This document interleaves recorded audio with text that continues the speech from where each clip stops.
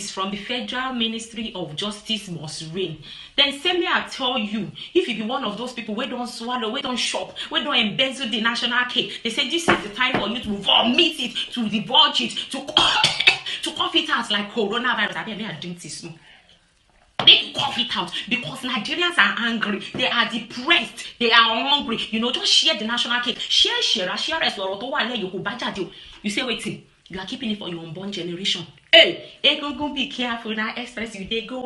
Egungun, be careful now, express you they go. They don't see your obituary already. Make I tell you, this will not be respecter of anybody. Whether your fame, your class, your position, your popularity, we don't care. All we need to do is scatter the national cake. You understand? May God prolongate your life. May God elasticate your life. You understand? No fighting. Die now. Now COVID period and then go dump your body. And fellow Nigerians will come take all the billions, all the trillions, all the zillions. You understand? So scatter with respect.